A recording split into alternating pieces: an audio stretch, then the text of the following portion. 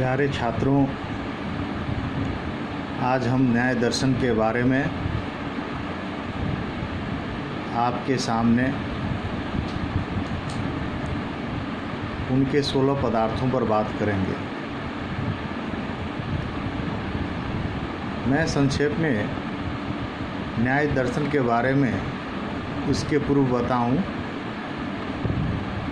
न्याय दर्शन के प्रणेता गौतम ऋषि को माना जाता है। ईसा के 600 वर्ष पूर्व गौतम ऋषि द्वारा न्याय दर्शन का प्रतिपादन किया गया था। यानी न्याय तर्क विद्या को उन्होंने सूत्रवत किया था। लेकिन इसका यह मतलब नहीं है कि गौतम के पहले न्याय दर्शन का अस्तित्व था ही नहीं। न्याय दर्शन के बारे में मनु ने कहा है, इसे श्रुति के अंदर उन्होंने रखा है, और याज्ञवल्क्य ने तो इन्हें वेद के 4 अंगों में से एक माना है। न्याय दर्शन गौतम के पूर्व भी वेद और उपनिषद काल में भी तर्क और न्याय के विशद चर्चा हुई है। लेकिन गौतम ऋषि ने इसे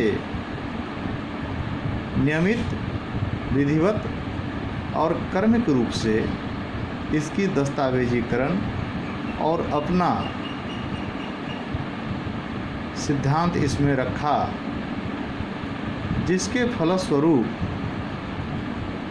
गौतम ऋषि को न्याय दर्शन का प्रवर्तक मान लिया गया। बाद के कालखंड में गंगेश उपाध्याय ने नव न्याय के रूप में न्याय दर्शन के क्षेत्र में एक नया आयाम का सृजन किया। इस प्रकार प्राचीन काल में जो प्रचलित रहा है उसे न्याय दर्शन, और बाद में गंगेश उपाध्याय के बाद जिस दर्शन का प्रादुर्भाव हुआ उसे नव न्याय दर्शन के रूप में समझा जाने लगा। जब नव न्याय का प्रादुर्भाव हुआ, गंगेश उपाध्याय ने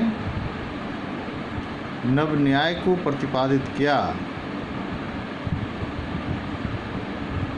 तो प्राचीन न्याय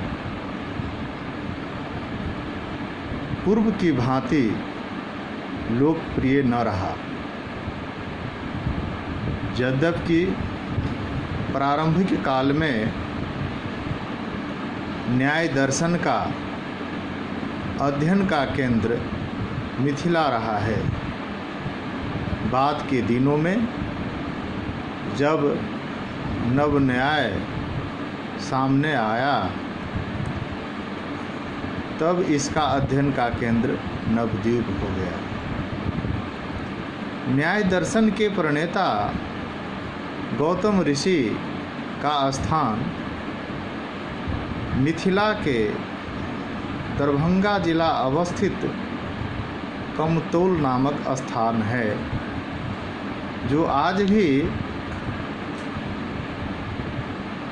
गौतम कुंड और अहिल्या स्थान के नाम से प्रसिद्धि प्राप्त है।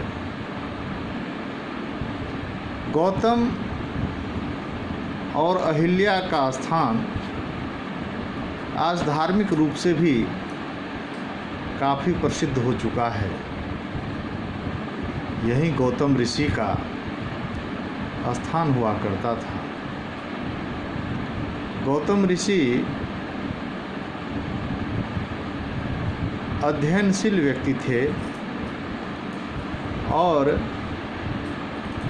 चलते फिरते अध्ययन के दुनिया में इतने अपने को खो जाते थे कि उन्हें इस बात का भान भी नहीं रहता था कि हम रास्ते पर चल रहे हैं या फिर मेरा पैर का अगला कदम कहाँ जा रहा है। और इस तरह से एक बार